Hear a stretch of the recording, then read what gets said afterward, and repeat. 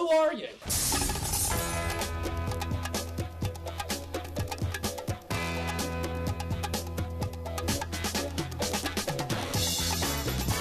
Good morning, I'm Mike Graham, he's Mike Parry. You're listening to the Two Mikes on the FA Cup warm-up. Mike Parry's going into hiding immediately after this show, thanks to all the people he's offended this week, ranging from all Millwall fans to Vinnie Jones, who's already threatening retaliatory action. We've got loads of FA Cup action coming up. Start with Man United Reading at 12:30. Last night the Porky Jinx worked in reverse on Pep Guardiola, a man that Porky described as being on the edge of a nervous breakdown. City slaughtered West Ham 5-0. 08717 22 3344. Also coming up on the show, it's 1 minute moan time from myself and the man of the people himself, the Porkmeister. You're listening to the Two Mikes with me, Mike Graham, and Mike Parry on Talk Sport.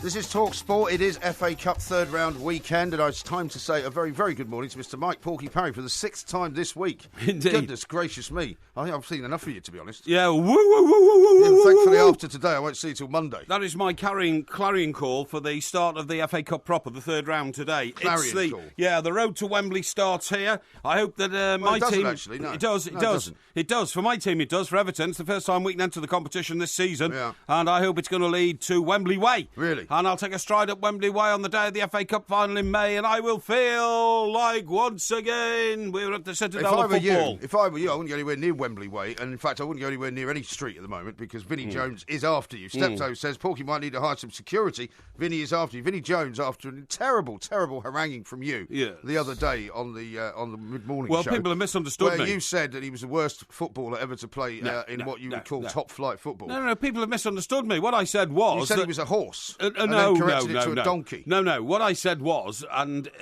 Vinny would admit this, that he was never gifted with the skills of George Best or Lionel Messi. That's not what you said. No, and so what I said was, for a man who had... You see that great Cantona tackle, by the way? It was brilliant, wasn't it? Yeah. We haven't looked at it this morning, the tackle on Cantona, which happened to hit his inner thigh. I mean, it wasn't so much late as about 3 days after the event. And about 2 feet off the ground. Yes. And what I said was, for a guy who everybody accepts, including himself, had limited footballing ability, he made the very most of it and became an established professional footballer, won the FA Cup, became an international footballer, and went on to build on that with a terrific film star career. Why are you backtracking so much? I'm not backtracking on anything. So what I have to say is, you're running scared. My admiration for Vinnie Jones has been misinterpreted. Well, I'll tell you what else you've got to be careful about. I wouldn't come anywhere near my neighbourhood, or my manor, as we call it down in South East London, because I ran into a couple of Millwall fans this morning on the way in. Oh, yes. Who said, "Where's that Parry?" Yeah. I said, "Well, he's coming into work late." He said, "Well, you tell him he comes down to Den, he'll get a very warm welcome." Well, then they gave me a bit of a wink, which suggested that the warm welcome might not be quite so warm. I got one or two threatening sort of tweet messages last night. You don't know you let yourself in for San. But I've done... that guy said he was going to get tooled up. Yeah, I'm going to get tooled up. Down the studio. Yeah, he said, I just got to get tooled up and go see Porky. Here's what Vinnie Jones has tweeted, by the way, yes. within the last 3 hours. Yes. Somebody asked him if he'd heard what you'd said about him. Yes. He says this: "Is that idiot still on the radio? I can't remember what team he played for. What? Best radio face ever." Oh, OK, I'll just remind you, Vinny, I played for English grammar schools, OK, that makes me an international Where's as well. Where's the picture of that? Where's the picture of you playing for English I lost grammar it school? years ago. You lost it. As for am I still on the radio, I think you'll find I've been a veteran of commercial radio for 20 years, pal, 2 decades, OK? John says this: you Porky's can worried. put me down, but I'm going to get up again. You're never going to keep me down, OK? Well, Chumbawamba. I think if Vinnie Jones and the Millwall boys put you down, you won't be getting up for a long time. You will. The crazy gang are coming for you, says John. OK. Now, there's another mystery percolating around the... Percolating around the TalkSport building this morning. That's a new word for you. And that is why is our old chum and another man who made a distinguished career out of football with limited talent, in the nicest possible way. Who are you talking about now? Mr. Tony Cascarino. Tony Cascarino is a lovely guy. A terrific man, another international footballer, played, with sterling... international Ireland player, played for for Chelsea, absolutely. Went over and played successfully in Europe for Marseille. Hey, listen, I'm telling you, and Tony, Tony had more talent than Vinnie Jones, but not as much as George Best, if you see what I mean. But very few players had as much talent as made George a great Best. career out of it. But the great mystery... I don't know why you're being so critical of Tony. No, I'm not. No, I'm a big fan fan of Tony's, a big mate of Tony's. You know, we've done a lot of work together, and I admire him enormously. You do that other show with him, don't you? I sometimes do a Titans with him, because we are Titans. You're not, of course. And to be honest, they've watered that show down so much. In fact, Titans doesn't really cover it. It's a bit harsh. All four of you together, you wouldn't get enough brain cells to make a Titan. But the question is, who apart from Tony Cascarino would have been brave enough to come to work in their pyjamas this morning? Well, maybe it was after... Why did he have his pyjama trousers on?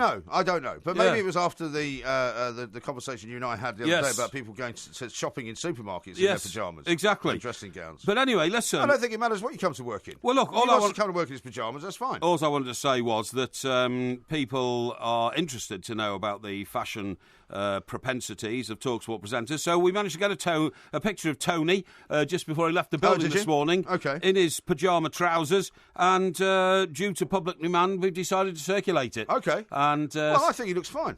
I would say there's nothing wrong with what he's wearing. Yeah, really? Yeah. Well, what would you say is wrong with it? Well, they look like a pair of pyjamas, that's all. Yeah. Do you think Georgie was upset, by the way, when I asked her to stop talking? Georgie upset when he asked her to stop talking? Well, it was like 15 seconds to 10. There was a bit of rambling going on about Ipswich. Yeah, that's true. Yeah. Well, people get tied up in their own team. She's a tractor girl. Yeah. So, she'll be as excited as I am about the prospect of a great cup campaign, Road to Wembley and all that. It'd be great if Everton get knocked out, though, wouldn't it, after all this talking you're doing? No, that won't be great at all. That would be suicidal type time. You know how about this from Darren? No stories we've already heard from Porky, please. It's a short show. Can you tell him to make some new ones up? That's a bit harsh, isn't it? I also got one yesterday, right? You know the story you were telling from Singapore? Yes. About the hotel with the Shangri-La. The headed notepaper, right? Some guy said, I've heard that story 3 times now, and each time it's different. No. Don't be ridiculous. Well, yesterday's version, you had a young woman with you. Well, but I mean, that was in the... That was on the trip, so to speak, if you see what I mean. Well, so it was a freebie, and you were going there with lots of other freeloading journalists. I can't comment on that, honestly, I can't. It was actually a business trip, but there we are. Now then, it says here, Porky, this is from Chris. Yeah. You better wear a box, a shin pad, or an empty egg carton to protect your unmentionable parts. Yeah. Once Vinnie Jones has got you... Are we getting Vinnie on, by the way? You'll be grabbed by the handful. I hope so. We've put out the invitations. I hope he's going to join us today, because I do want to talk to him about his tremendous FA Cup triumph and some of the more inventive forms of... tackling that he brought to the game. Has seen through your complete and utter act of cowardice. What? Right? Richard says, predictable, pathetic backtracking by Porky. What? Hashtag spineless. Are you mad? Mark says, Porky's scared, changed his tune. Mario says, don't forget the Albanian mob. They're coming for you as well. Hang on, a guy called John Drake. That was by the way, John Drake was the guy in... No, Prisoner was the one that Patrick McGowan did secondly, but the first one was... you think it was Saint? He was he was a secret agent, wasn't he? John Drake was... Was it just called Secret Agent Man? Dun, dun, dun, dun, dun, dun, dun, not thinking of The Fugitive, are you? No. Dun, dun, dun, dun, dun, dun, dun, dun, dun, dun, dun. Yeah, he was Danger Man. Oh, Danger Man. Yes, I remember Danger Man. He was Danger Man, that's right, yeah. Anyway, look, the point is, it's so exciting because it's today. Now, the excitement of the FA Cup third round weekend got off to a blistering start last night, didn't it? You know what? What was your prediction again? Well, I suggested last night on Twitter, because Janet, who's one of our followers, big City fan, right? Yes. And she's always very, very careful to log any kind of a thing you might say that's unfair about City. And, after the shellacking that you gave Pep Guardiola, where you more or less painted him as a man sort of that needed to go to a sanitarium to get himself well again after his brother sort of grumpy interviews the other night.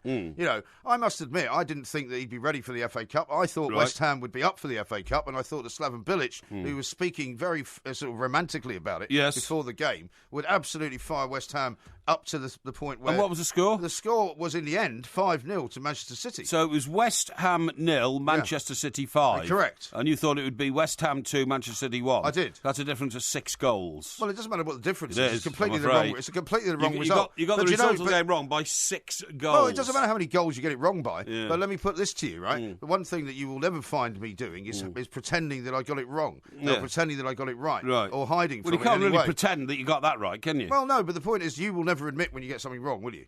When was the last time you admitted you were wrong?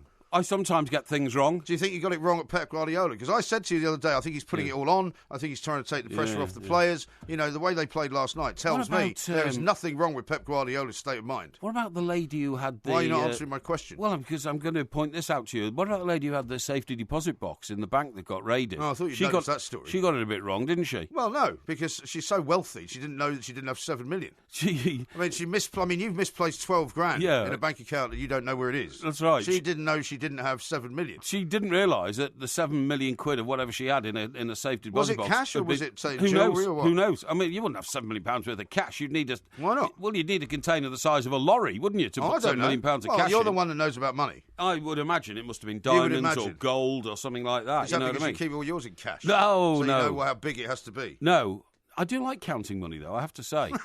Doesn't it give you a sense of satisfaction? Well, only if it's mine. That's what I mean, yeah. I wouldn't want to work in a bank counting other people's money. No, I wouldn't want to do that. No. Well, I haven't really got that much money to count. How much money you got on you?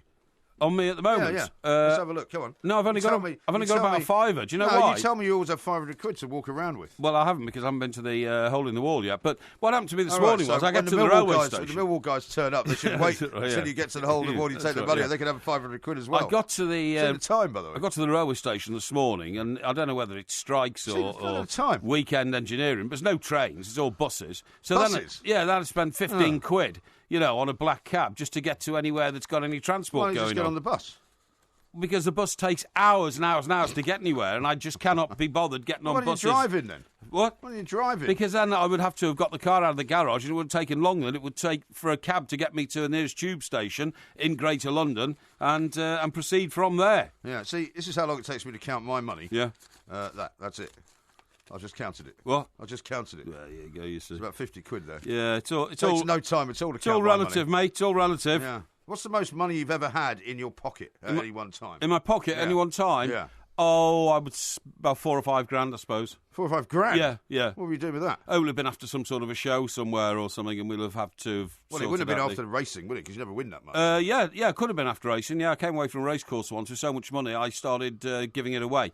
We went into the I'm telling you, it was at Kempton Park, and we were in the that beautiful restaurant which overlooks the track, the course at the finishing post. Yeah. And I'd done so well, I was standing on the table, throwing it up in the air like confetti, and telling anybody who wanted it they could have it. I was rather intoxicated. Yeah, there's a surprise. Scott says this: a worst player in the Premier League is now a good FA Cup winner, decent player. Has Porky actually had a real threat from Vinny? What? I think he has. No. This is Talk Sport.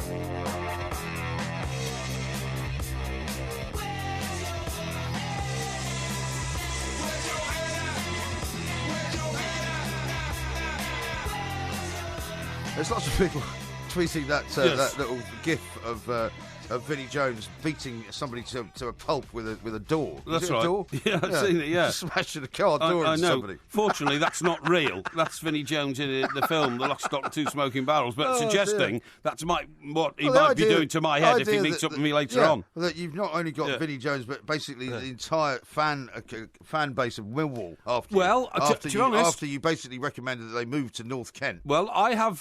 Even Millwall Joe, who works downstairs, has said that she was thanking me profusely yesterday as I left. So thank you so much for having that conversation. What on earth is Parry talking about? There's no way we will ever travel to North Kent to watch the team. But you see, the point is, I have done some research overnight in order to make sure I got my facts right. We did the show. And in fact, a good proportion of Millwall fans have moved out to the Dartford sort of North Kent area and would welcome a relocation of the pub, you see. But anyway, we're not going to relocation that of argument again. Of the club. The club, sorry, yeah.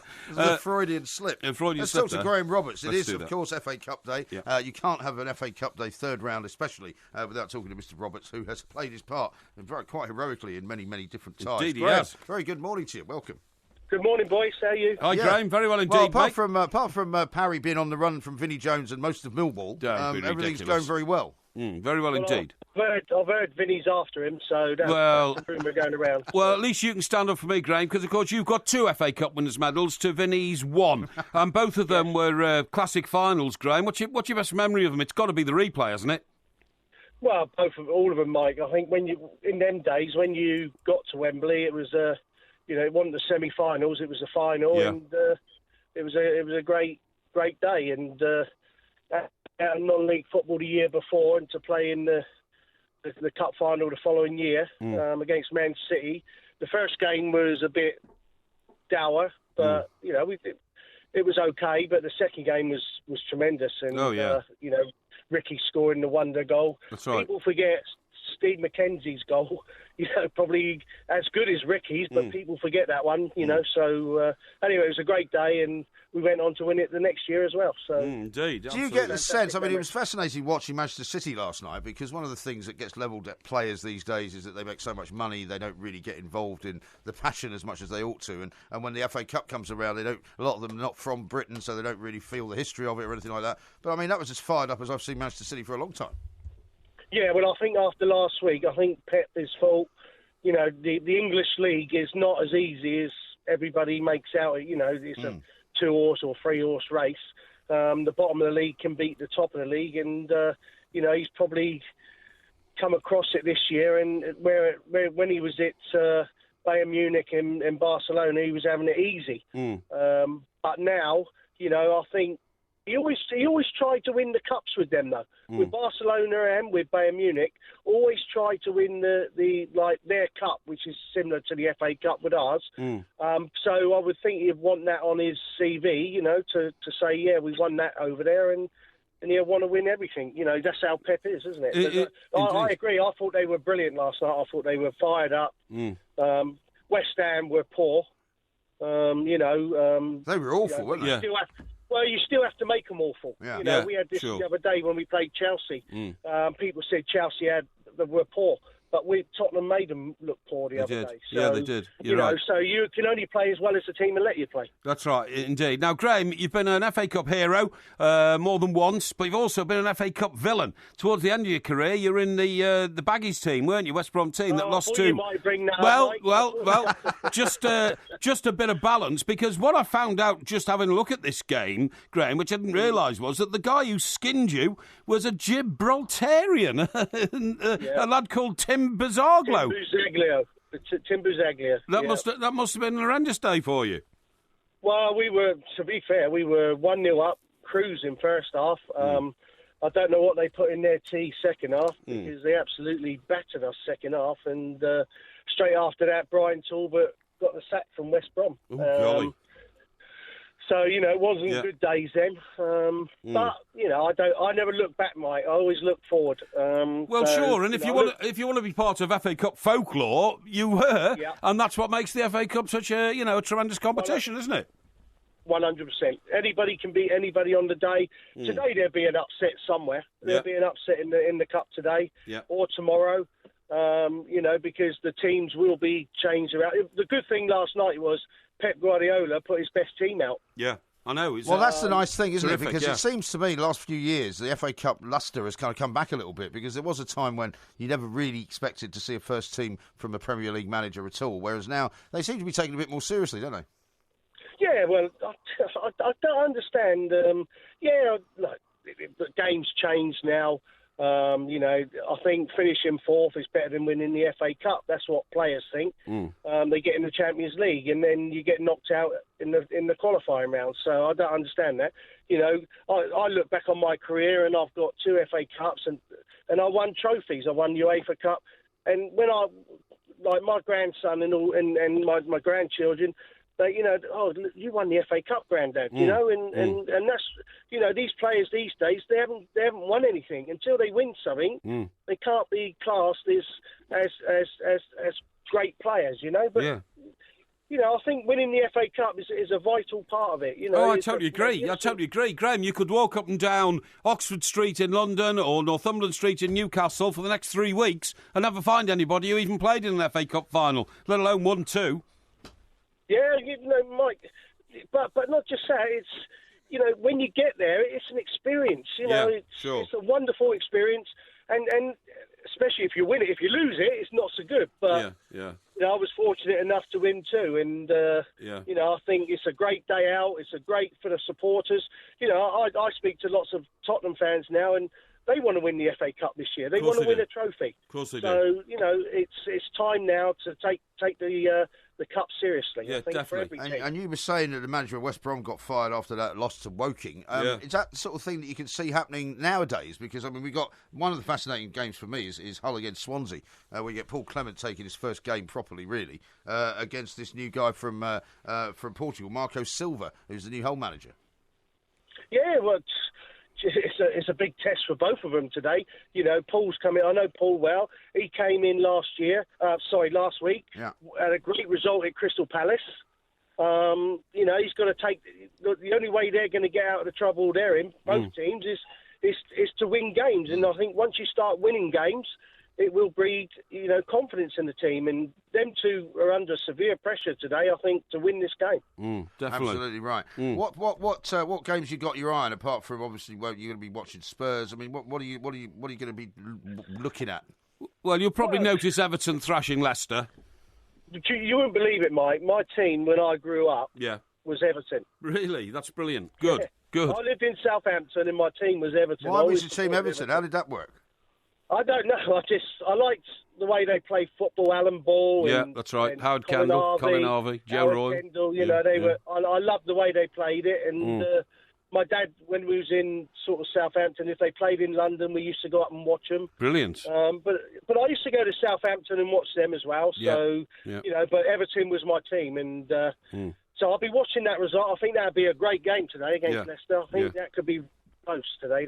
I do as well, because we beat them away 2-0, if you remember, just 2 weeks ago, and so they'll be out for revenge. So I'm keeping my fingers crossed for that one, definitely. Great stuff. I think they'll win today, mate. I think they're 3-1. I hope so. That's lovely. Great. All right, Graham, thanks very much. Thanks, indeed. Graham Roberts there, FA Cup hero, as you say, FA Cup villain in some ways as well, of course. We've got loads of games live here at the weekend, starting at 12:30 today. Man United, Reading, Preston North End against Arsenal at 5:30, Everton, Leicester as well on TalkSport 2, and then tomorrow, 3 more games, Liverpool, Plymouth, Spurs, Villa and Chelsea, Peterborough on TalkSport 2. Got loads of great tweets to read out to you. Vinnie Jones is still on the rampage, so are the Millwall fans. I've got one here from Jane, who says, why don't you treat Porky to a nice fry-up at the Zampa Road Cafe? The boys would be well pleased to see him. Oh, yeah? This is TalkSport. Oh.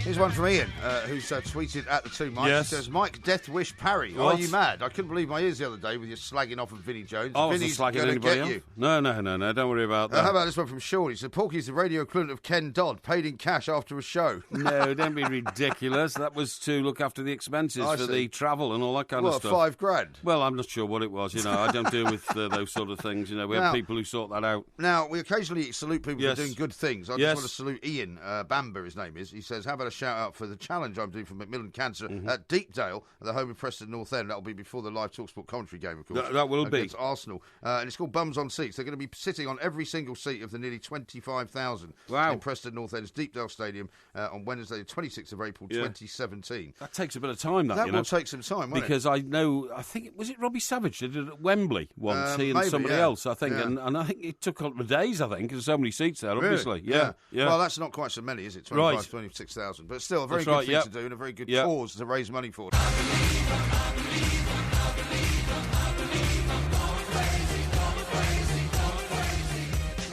This is TalkSport. We are the 2 Mikes. Loads of football coming up this weekend, of course, starting off with Manchester United against Reading. Jaap Stam returns to Old Trafford to play against his old team. Yeah. But, of course, no Jose Mourinho there. I dare say Sir Alex will be around. So he will be. He's bound to be. An exchange of handshakes at some stage. It was a very controversial departure. Jaap Stam wrote a book in which he alluded to the possibility that Sir Alex Ferguson had gone about trying to acquire him in ways which were not permissible in the football world at the time. Funny enough, I was only just the other day, just because it happened to be on at a time when I was listening to TalkSport, listening to My Sporting Life with Jaap Stam, who was describing how it all happened and how shocked he was when he found out that the manager was even upset. Because he thought to himself, well, there's no need for me to clear this with anyone because there's nothing major that I'm saying. Just telling the way things fold, But he went bananas, didn't he? He went absolutely bonkers. Well, I think if you cross swords with Sir Alex Ferguson, no matter how good a player you are, you don't end up surviving. David Beckham. Do you remember that scene? I can't remember where it was, but it was at a football. It might have been an England game or something. I'm not absolutely sure. But Beckham and Sir Alex Alex found themselves in the same part of the stand. Right.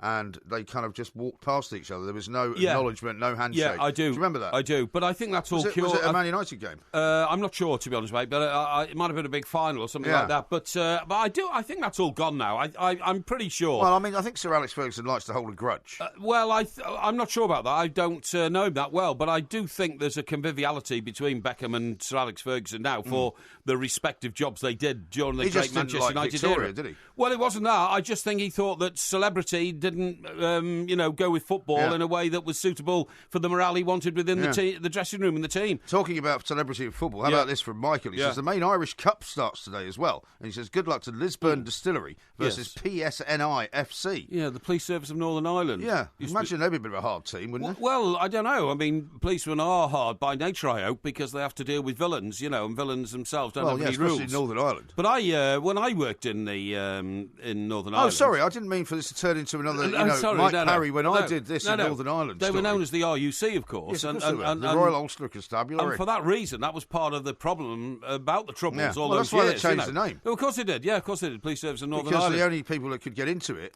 was, of course, were Protestants. No, it wasn't actually, because I met several RUC officers who were Catholics, and they'd started they didn't own up to come into the real world. No, they did. But in the end of the day, Royal Ulster Constabulary, as you quite rightly say, was an image of a sectarian era, exactly. and it had to go. Yeah. Now, according to Michael, Martin O'Neill and Derek Dugan both played for Distillery.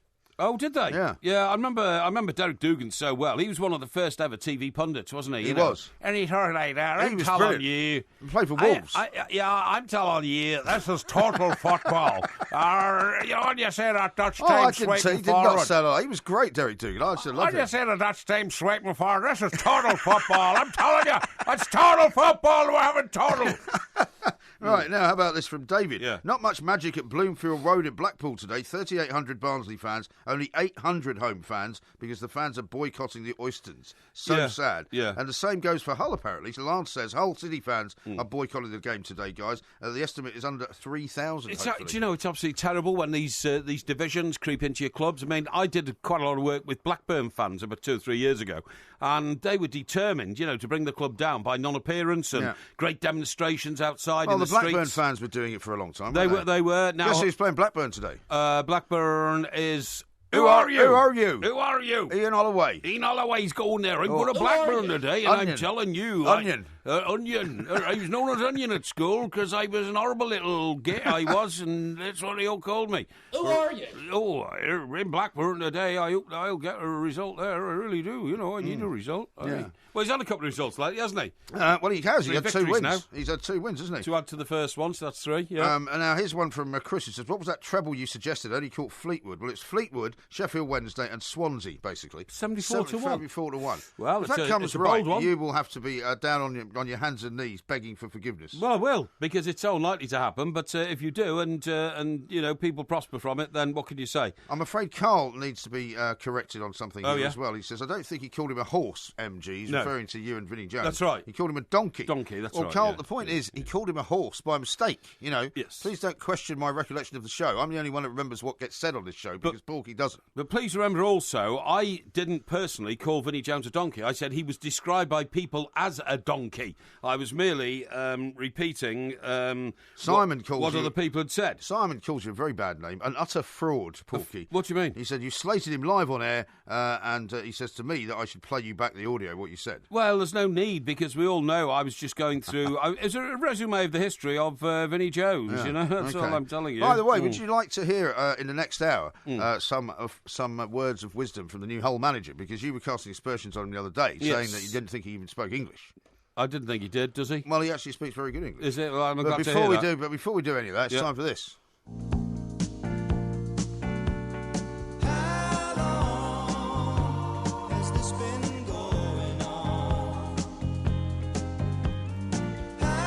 You know what this means? Yep. This is the 1 minute moan. 1 minute moan. Have you got one ready? I have. Would you like to go first? I shall. All right, well, can we start the clock on Mr. Parry now, please? My 1 minute moan is about Ed Balls. I cannot stand that man. I detest him. And do you know why I detest him? Why? Because he's tried to do a PR job on himself to make him small and cuddly and nice and affectionate, and everybody loves him. Yeah. This is a guy who went on to Strictly Come Dancing, right, and won the nation's heart over. Guess where he popped up next? He was on Loose Women. Was he? That show with a load of batty... What are you doing watching that? Females who... batty females? Yes, that's right, yeah. I'll tell you what, never mind Vinnie Jones, you know what these white guys are. Yeah, well, that's right, yeah. Who expand views, often about men and often about situations in life. They get him on, he starts modelling. So once again, old Ed Modelling Balls... what? Modelling what? Clothes. Well, they brought him on the show and he started modelling clothes and making, sort of coquettish poses to the camera and all that. Now, this is disgraceful because, in my view, Ed Balls was responsible for one of the worst economic disasters this country has ever encountered. He was the right-hand man of the economic henchman, Gordon Brown, and he assisted him in dismantling the British economy to a point where we could have all been bankrupt and living in huts.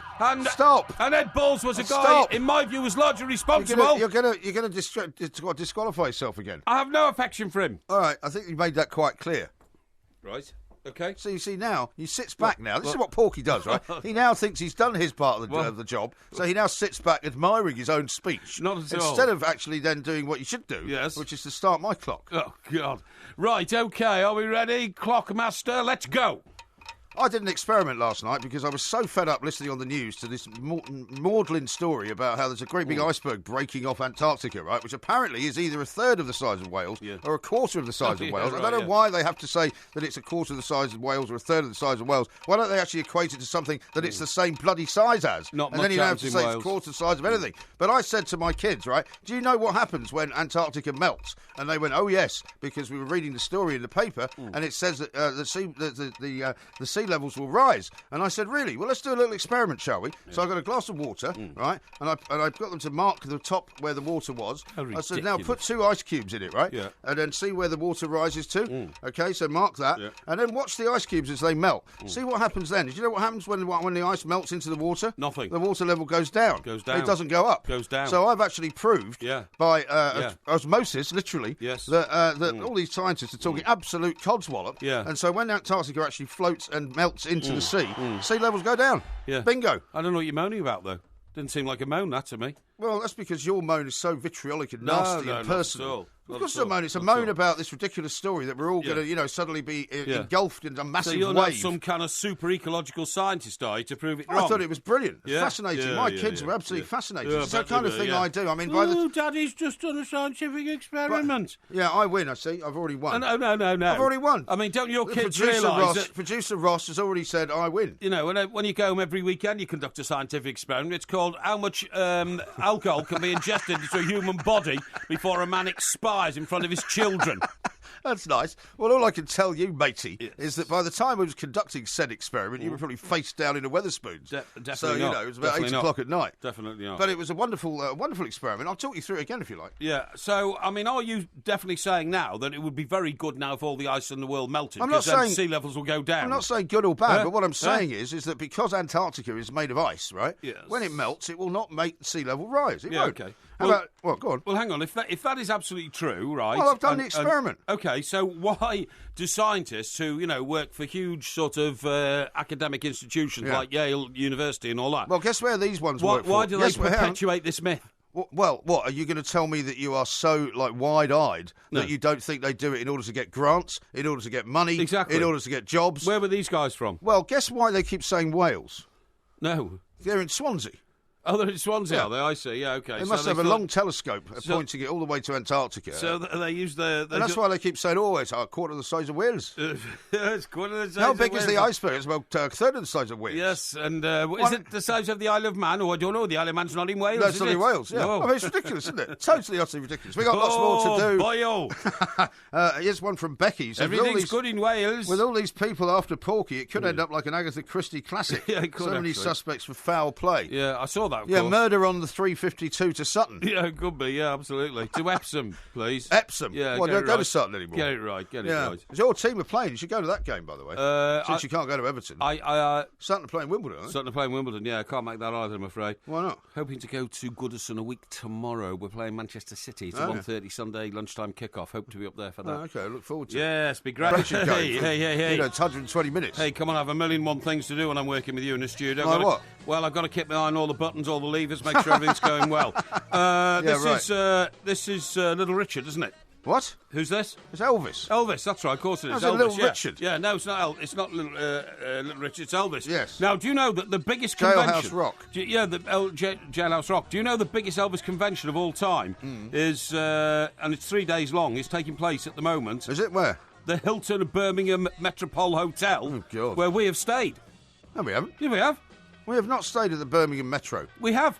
It's the one at the National Exhibition Centre. No, that's not where it we is. stayed. Is that where we stayed? Yeah. You know when we were riding around on those tiny little motorbikes? We went to do that outside broadcast, yeah, as that's it was right. known. Yeah. The bike show. That's right, yeah. Oh, yeah, I do remember. I don't remember much about it, to be honest. I mean, it was a very quick visit, wasn't it? That's right. We were asked. All I remember is going up there with a man who used to work at this organisation. That's right, yeah. Who can only be described as leaving pretty much under a cloud. That's right. Being chased by quite a lot of Ukrainian men. Yeah, that's right, yeah. Who said that he owed a lot of money. That's right, absolutely. We were asked to go up there and ride around these little monkey bikes and make sure we crashed into lots of straw bales. And then when we came back, we were told that we'd completely screwed the job up because we'd been riding around on little monkey bikes and crashing into straw bales. It was the most extraordinary job. Well, it was a very odd job because we stood in the corner of this exhibition centre, right? Yes. And the thing that was interesting about it was that neither one of us was particularly interested until, of course, the other day when you said you want to try Bonneville. That's right. Neither one of us has ever really expressed much interest in motorcycles. No, that's right, yeah. But the sponsor wanted us to go and do it. Well, we were sponsoring the motorcycle show.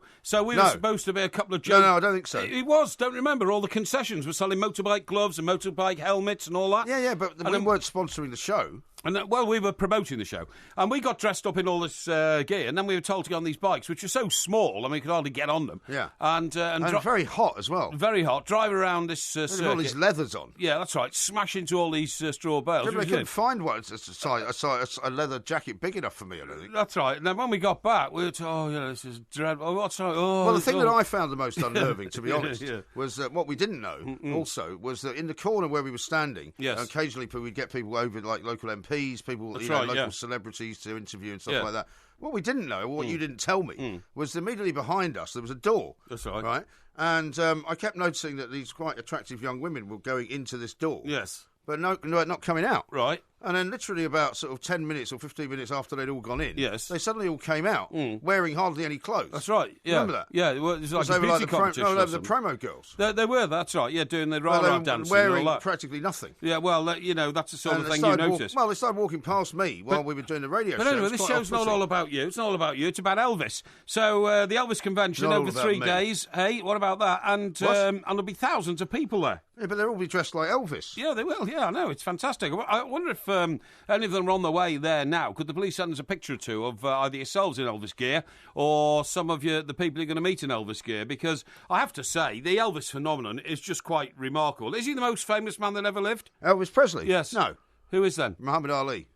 Well, he's a contender without a shadow of a doubt. No, he is the most famous man that ever lived because he was the most famous man all over the world. OK, let me ask this second question then. Is Elvis the most famous American who ever lived who was seen by the most number of American people live on a stage? Would you mind just repeating the question? Well, because Muhammad Ali only fought for 2 or 3 times a year Muhammad when he was Ali fighting. Was a superstar, first global superstar. He was a global superstar, but I don't think Elvis Presley was. I think Frank Sinatra was, and he was earlier than. No, he was earlier than. No, the whole point about Muhammad Ali. No, if you had gone to in any decade that you like, really, if you'd gone to any corner of the world, from right, left, south, north, east, west, everybody knew Muhammad Ali. Yes, that's Not right. everybody knew Frank Sinatra. I think they did, No. I think, and they certainly knew Elvis. If they didn't have a television, they didn't. Elvis is no longer remembered as just a man called, Elvis Aaron Presley. Elvis was a thing. Elvis was like a culture. Elvis was like a country. He was like a civilization and a race. A third the size of Wales. Yeah, he was a phenomenon, and he was something way beyond a human being, wasn't he? Which makes it even more surprising you didn't recognise Jailhouse Rock. Yeah, I did recognise Jailhouse Rock, don't worry. And, of course, I got a bit of stick yesterday because I briefly mentioned the fact that when Elvis died, which was very sad, it was on August the 16th, 1977, I was on holiday in Torquay. Now, in those days, there was no multimedia. Uh-huh. So, for instance, if you're walking around with a mobile phone now, you'd know instantly, as sadly I did, that Amy Winehouse had died. Do you know what I mean? Yeah. Because you get it instantly, very, very sadly. And a lot of people this year have died, and we knew right away. But in those days, nobody had these phones, and nobody had access. So you used to have to hear it on the radio. I mean, I remember when I heard about John Lennon's death, it was on the radio. That's right. I totally agree. So I would go up to young ladies in nightclubs that night in Torquay and just tap them on the shoulder and say, hello. I'd say, he's dead, you know. What? I said, he's dead. Who? Elvis. Oh, no. And then they'd get so emotionally distraught, I'd have to comfort them, you know what I mean? Disgusting. And, no, it's not. Absolutely disgusting. No, and, you disgust me at times. No, don't be ridiculous. It's shocking. Don't be ridiculous. You know what? If somebody had done that to my daughter, for example, I would have hunted them down. Hunted them down. Don't be ridiculous. If they used some horrible, terrible event to try and gain sympathy in order to get your leg over, I would absolutely hunt you down. No, come on. I would hunt you down and flay you. No, it's a family show. That's what I would do. It's a family show. I mean, the point is, what was I supposed to do? Not tell them? I mean, that would have been worse. Why would it be the first thing that comes into your head? Hang on. I mean, most people go, hi, how are you? Yeah. Or would you like to dance? Or would you like a drink? Yeah. Not, he's dead. Imagine if I'd tried to romance a young lady and had succeeded in the romancing bit, right? And then the following morning said, "Oh, by the way, do you know Elvis is dead?" Well, you actually stay the night, did you? Hang on, she'd have been terribly upset and said, "Why didn't you tell me that last night? I couldn't possibly." Well, then you can pretend you didn't know. I could not possibly have indulged in physical activity if I'd have known that Elvis had died and all that. That would have been cruel of me not to have told them. So did this actually work for you? It did, actually. What do you mean?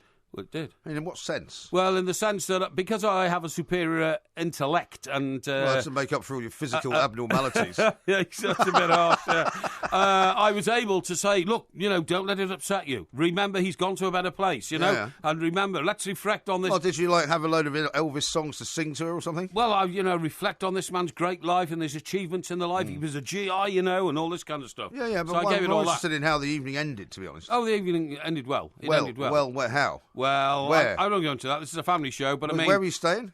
Torquay. Yeah, where, though? In an apartment with 3 other guys. What, so were they all there as well? Well, some of them were, some of them weren't, because some of them had gone elsewhere. Sounds a very shoddy situation. And it's ghastly. And by the way, it didn't. I didn't contain it to what was the girl's name? Young lady. Sorry. What, you mean you did it more than once? Yes. Well, he only died once. How did you manage to do that? Well, because then I would go and break the news to somebody else who would. The next day. No, that same the same night. Yeah, that's right. What are you saying? It worked more than once? Yeah, it did. Yeah, definitely. I don't believe you. No, I'm sorry, it did. Yeah. I don't believe you. It did, and I can't possibly. You told me you woke up the next morning. What? Well, about the woke up the next morning. Yeah, bit. well, I didn't go to bed until about sort of 8 o'clock the next morning. If you see what I mean. Well, not with one of them. No, not to sleep permanently, so to speak. Well, I don't want to get into this. This is a family show, to okay? sleep permanently? Yes. Well, you put yourself to sleep? No. God's sake. No, I don't know why we're talking about this. Well, because only you're interested in this kind of rather rambling, bizarre episodes of your disgraceful and unholy, quite frankly, life that you've led. Oh, yeah, you've led a life as pure as snow. I've never duped anyone in my life. I didn't dupe anybody. Really? Elvis died. I didn't go around pretending he died. He died. Elvis is dead. Right? That's all I said. Yeah. He's dead. Well, Elvis, gone. Kaput. Well, you're going to be kaput soon when you step foot outside the studio. Save the last dance for me. Yeah. Elvis has left the house. F-Trooper waiting for you. This is Talk Sport.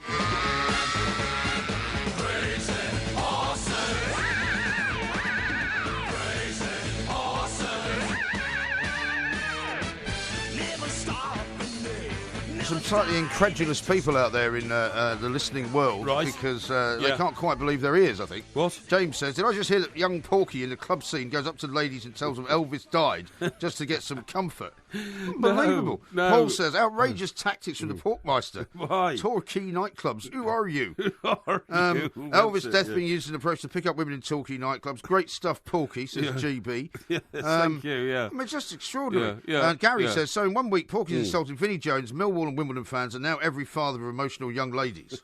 Well, I thought somebody was going to say, and the memory of Elvis. But, I mean, we all remember Elvis in different ways, don't we, eh? Well, I don't really remember him at all, actually. No, I don't, because actually. I was never a massive Elvis fan. No, I remember when he died. Yeah. Only because I think somebody again told you he was dead. Well, no, I think but it wasn't somebody trying to pick me up. Funnily enough, I think it was on the radio again though. Mm-hmm. And I remember seeing the front pages of the papers and thinking, yes, because it was kind of it was sort of at the start of punk rock and everything as well. The Sex Pistols were sort of all over the place. It sure was. So it wasn't the kind of music I was listening to. No, I totally agree. Now a lot of people talking about who was the most famous person, right? Yes. Here's one that says, look at the light. It says, how about Bruce Lee is the most famous global icon? I don't know about that. I mean, that was a very short period of time, and that was among a specialist group of young men who'd suddenly been taken over by the old kung fu fighting. I wouldn't say that. Villa Rich says Nelson Mandela's more famous than Elvis. Don't know about that. No, Nelson Mandela. Neil Armstrong, says Stewie, is the most widely known American, and that's not true. Well, he might be. He was the first man on the moon. No, so he's not the most widely known American. He's the man who told you to F off, wasn't he? He's one of the many, yeah. Yeah, good. I don't blame him. Here's one from Dom. He says, Porky, how can you endorse Elvis after he and the Colonel tried to get the Beatles banished from America? Well, not only that, but you know why the Colonel never... you know why Elvis never played outside of America? Because the Colonel Saunders... Was it Colonel Saunders? Colonel or was that Sanders. KFC? No, that's the KFC. KFC guy's Colonel Sanders. The Colonel, he was just known as... He was He was just... just give me 21 buckets. That's right, yeah. He was just known as the Colonel, wasn't he? Maybe that's why he got so fat. Maybe. It's Colonel Sanders that was running the show. I bet you never saw... Colonel Parker, wasn't it? Colonel Parker. I bet you never saw Colonel Parker and Colonel Saunders in the same room. Sanders, that's right. But who's Colonel Saunders? Sanders, the KFC guy. But listen, you know why Elvis never played? I'm sure he played. Did he not play when he was in the army or something? Well, no, he had to go in the army and he was posted to Germany, but he didn't ever sing there or anything like that. No, I'm certain. I'm absolutely certain he didn't perform as an artiste in the army. Right. The reason was that Colonel Parker... Sanders. No, Colonel Parker, we've agreed on his Elvis representative. Yes, that's right, yeah. According to my research, and I've done terrific amount of research into the world of rock and roll. That doesn't seem very likely. Colonel Parker had a very dodgy wartime record. Oh, yeah. And in fact, if he had left America, he would not have been readmitted because of his rather dodgy past. I see. So you're saying that's why he didn't like to travel? He didn't like to travel. He wouldn't let Elvis travel without him. So for that reason, they never travelled, never came to Britain. I see. Do you know that Frank Sinatra had a terrific lull in his career near the start of his career after he'd had a couple of records and then they flopped, and ended up playing things like the Bridlington Variety Club and all that kind of stuff. Was this before the Horse's Head episode? It was certainly before he won an Oscar in that film From Here to Eternity. Well, that's the Horse's Head story. Oh, what's that? The Godfather story. I mean, that's supposed to be Frank Sinatra. Really? You don't know what I'm talking about, do you? No, I don't. Please fill me in. Have you not seen The Godfather? Of course I've seen The Godfather. Godfather. Have you read the book? Of course I have. Well, the horse's head appears in the bed, Well, why does the horse's head appear in the bed? Because they are reminding the bloke that no matter what he does, they can get to him. They cut the head off his favourite horse. No, he's a film director. Yes. And the point is that the guy who's playing the Sinatra character in the film comes to see Marlon Brando, the Godfather, and says that his career needs a boost. Yes. And he needs to be in a film, and he knows that this film is just right for him. Yeah. And if he doesn't get the part, his career is going to be on the wane and he's going to be finished. And the guy won't give him the part. And the reason the guy won't give him the part is because he had taken away one of this guy's starlets and ruined her, turned her into a junkie, turned her into a drunk, romanced her, ruined her life. And all that. By mass Rogerisation. Slightly, yes. You can't say that on a family show this time of the day, obviously. Exactly. So, they made him an offer he couldn't refuse, which is the origin of that statement. That's right. And they put the horse's head in his bed, and bingo, guess what? The Frank Sinatra character gets the part. And the story supposedly is meant to be all about how Sinatra got the part in From Here to Eternity, which made him. Really? Yeah, well, you see, that's how can you not know that? Well, that's all theory. I mean, everybody knows that. Now, listen, I'll tell you what I talk to you about. I'm always bringing up research by highly intelligent people, and I particularly like Oxford professors. You're impressed by faux titles by people who you think are better than you.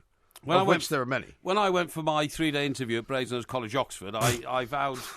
I vowed from then on Must be quite a complicated janitor's job. I would always respect, the higher echelons of our academic. Do you think people are stupid or something? I went for a 3-day interview to Brasenose. I did. Absolute Biloxios. I tell you what, there's a record of it somewhere because I was there. Well, let's have a look at it then. Well, I don't know where it is, but I mean, of course I was you there. Don't. Anyway, the point is, guess what? Those very same Oxford psychologists now have worked out that the very best place in which you can improve yourself as a person is your local pub.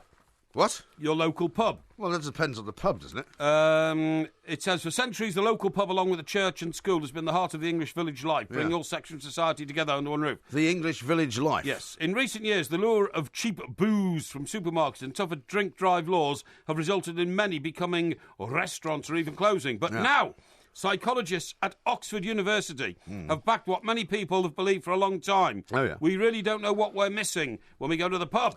A chat over the bar with a foaming pint is a force for good, spreading social cohesion and contentment. They've actually done a study on this. Yeah. Scientists found those who have a local... Rubbish. Those who have a local where they meet regularly to drink and socialise tend to be happier and more engaged people. Why aren't you happier then? You spent half your life in the pub. Not the same one, though. That's what I mean. You don't go to them for the companionship No, I don't. and the community spirit because you don't talk to anyone. Most people... You like going to a pub and roping yourself off in a corner and you put a big sign up saying, please do not approach. No, I don't do that, but I find most people I encounter in pubs I find to be pub bores. And there's a lot of them about. A lot of them about, yeah. And I haven't got time to be bored when I'm in a pub because I've better things to do. You know what I mean? Right. It's a place where I study a lot what of I'm my saying journals. is that you don't go to a pub to be sociable. I mean, you don't even like talking to the barman, do you? No, not much, no. No, I don't. If a barman says to me, "You're having a good day," my response to that is, "It's none of your business." Yeah, charming. I'm glad these Oxford professors didn't encounter you in any of the pubs they went into. Anyway, they soon changed their tune. Anyway, it says here, those lacking a local pub and the community atmosphere it breeds had significantly smaller social networks and trusted their neighbours less. Really? Yeah. Well, you don't trust your neighbours at all. Well, I don't speak to them. Lead researcher, Professor Robin Dunbar. Dunbar! We're all doomed. Is he named after the beer? No, it's spelled Dunbar, not Doom. That's Dunbar. Dunbar, that's right, Dunbar, yeah. Dunbar. Lead researcher, Professor Robin Dunbar, from Oxford University's Experimental Psychology Department. That's where you should go. Experimental Psychology Department. That sounds like a place where they've got a lot of mad scientists with a load of electrodes, isn't it? I could just stick these in your ears, mate, you'll be fine. I could be a challenge for them, couldn't I? There's a show from there. That's right. It says... This study showed that frequenting a local pub can directly affect people's social network size and how engaged they are with their local community. So basically, this is saying, let's all get down the pub, right? Right. He goes on to say, our networks provide us with the single most important buffer against mental and physical illness. Buffer. Yeah. Family has a lot of buffers. Yeah, while pubs traditionally have a role as a place for community socialising, alcohol's role appears to be in triggering the endorphin system. Yeah. Which promotes social bonding. Oh, yeah. Yeah, I'm into a bit of social bonding. You don't like social bonding apart from with women. Well, I was going to say with the right people. But even then, you know, it has to be something specific with you. Well, you know. Anyway, it goes on to say, this is the top prof. This is Robin Dunbar. From Oxford University's Experimental Psychology Department. He says, like other complex systems such as dancing, singing, storytelling. What is storytelling? Well, that's what you do. That's what you do for a living. You do. What do you mean? Don't be ridiculous. And the trouble is with you is every time you tell a story, you tell it a different way. Don't be ridiculous. And storytelling, it has been adopted by large social communities as a ritual associated with bonding. There's a lot of bonding going on here. These people sound like, you know, some people have landed here from Mars and have decided to try and interpret what goes on in a pub, but have never actually been in one. It doesn't sound like Dunbar's been anywhere near a pub. What's that building over there? Is it a pub? No, it's an estate. I mean, you know, the last time we were in one of the hostelries around here, which gets so busy at night when we're working during the week. I think it was last week, actually. Couldn't wait to get out. Well, no, but the thing is, you're standing sort of cheek by jowl next to people trying to eat, there's people shoving past you, there's people kind of glaring at you. I can't stand pubs like that. It is not what I would call community-friendly. I agree. Anyway, it goes on to say, researchers base their conclusions on data from a questionnaire-based study of pub goers, an analysis of conversational behaviour. So these guys are hanging around in pubs like earwigging on people and what they were talking about in the pubs. You know what I mean? That sounds ridiculous. Yeah, they found those who drank in local pubs tended to socialise in smaller circles of friends, which encouraged chit-chat between all group members. What on earth is chit-chat? chit-chat is small talk, isn't it? I suppose it is, yeah. That's what they call small talk. How about this one from Jamie? Yeah. He says, is there any chance we can get the crowd at QPR today to keep shouting to old Ollie, who are you? That'd be great, wouldn't it? It would be. I mean, presumably everyone now is still going to sing against Sacked in the Morning, aren't they? I would think so, yeah. Sacked in the morning. Yeah, that's nice, isn't it? You're right, listen, nice. I'm not getting sacked in the morning. Not my fault I beat Brighton, is there, in the semi-final, eh? Here's one from James. Says, the only thing lower than Porky's head is his morals. Stolen FA Cup tickets, stolen courtesy car, the list is endless. #Predator. That's not very nice, is it? That's terrible. By the Matt way, says this is a good one. With Porky's technique of using celebrity death as a chat-up line with the ladies, he must have been a great year on the pull in 2016. Because there were so many of them. Well, yeah, but... Excuse me, because of mobile phones, everybody knows now. Listen, I've got some other great news for you. Everybody knows a lot of things now that you can't sort of BS your way through. I've got other great news for you, because, of course, you did overindulge a little in the old spirits the other night, as I recall. What, you mean when we had the AGM? When we had the AGM, yeah. We haven't actually spoken about the AGM, have we? Did you take any minutes, by the way? Bit top secret. Yeah, I did. Yeah, I took minutes down, What I was going to say is, you see this on my wrist? That looks like a watch. It is a watch. In future, what you'll be able to have it... Yeah, it is a watch, actually, yeah. It looks like a watch. Yeah, it is, yeah. Talks like a watch. Yeah, that's Must be a watch. In future, you'll be able to have something like this with a dial, and do you know what the dial will do? What? It will be absorbing molecules from your skin and, telling you how much alcohol you've absorbed in your system and how dangerous your body's getting full of excess alcohol. Well, that's all right. I won't need a watch for that. Well, no, you probably won't, actually, because it's a permanent state of collapse. Yeah. But it says, honestly, a device shows your blood alcohol level on an app on your phone, enabling you to look as though you're reading emails when you're really checking whether you can safely have another drink. All right. How about that? Well, do you know what my daughter got for Christmas? She got one of these things called a Fitbit. Have you seen those? No. The Fitbit is a wrist, what looks like a wristwatch, right? But not only is it connects up through Wi-Fi with all sorts of other devices if you wish, but it basically monitors all of the your bodily functions, your heartbeat, your blood pressure, and all of that. God, you'd want one of those? Well, it's when you're exercising. It tells you how far you've walked. It tells you how far you've run. But it also can receive text messages as well. Oh, really? Or tell you when there's a text message coming in. It's quite a remarkable piece of kit. Sounds weird to me, man. Well, you might want one. Now, I've got one of these because we haven't done too many of these today. Michael says this. Yes. Please, can I get a shout out for my 27th birthday on today's show? Adoration in moderation. And then he says the name's Michael, which we gathered because that's what it says at the top of the Twitter account. That's right. So he's 27 today? Hopefully you've become a bit wiser since you sent the tweet. Yes. So what are we saying? Happy birthday. Yeah. Happy birthday on your 27th. No problem at all. What about his name? Michael. There you go. Michael. I love you, Michael. I love you, Michael. Have you gone mad? No, a woman rang me up on Christmas Day in about 1978 to tell me that. I'd been working in Belfast and I forgot who she was. Yes, she was. She wasn't the RUC widow, was she? She was, actually. Yes, she was. That's another shocking story, which we'll have to tell another time. This is Talk Sport.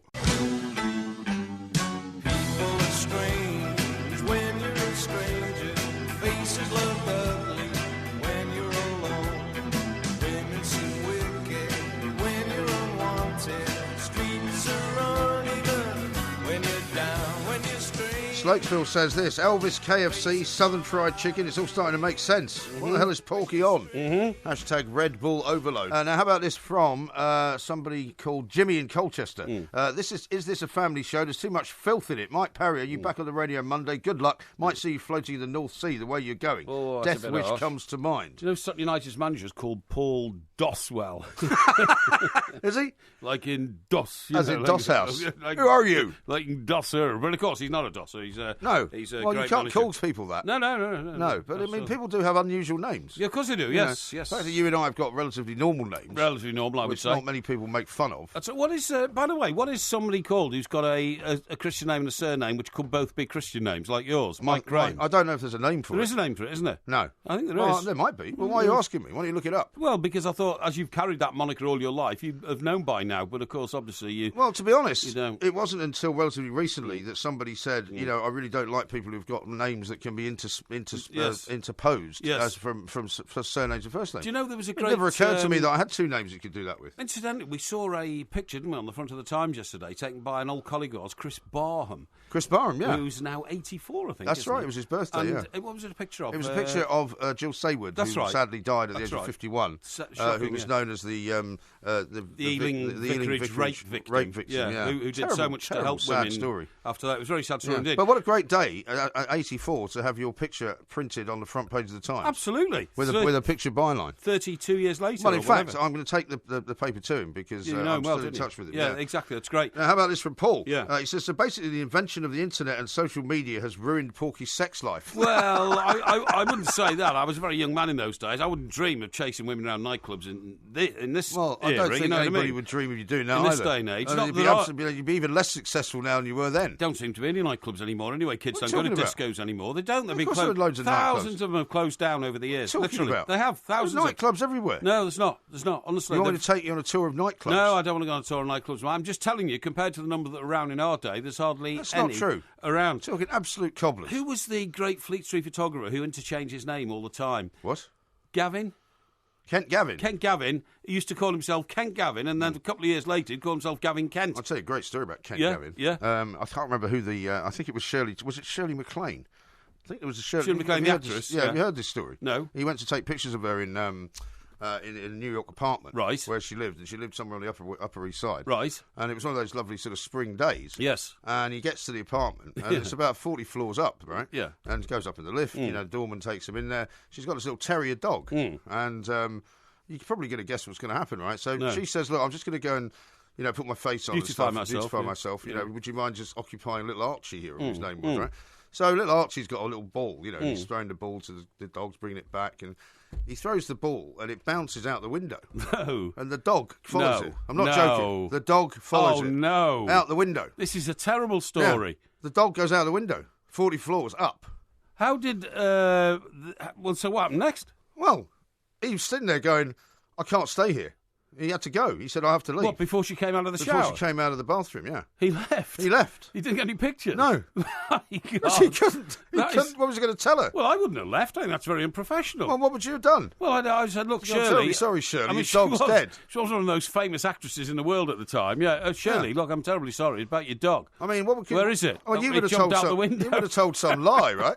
You would have told some lie, like you must be hiding somewhere. That's an incredible story. Yeah. Unbelievable. Fantastic. But he did used to call himself Kent Gavin and then Gavin Kent. Yeah. Amazing. Well, I think he probably changed his name after that episode. Yeah, probably, yeah. This is Talk Sport. Where is my mind? Where is my mind? Where is my mind?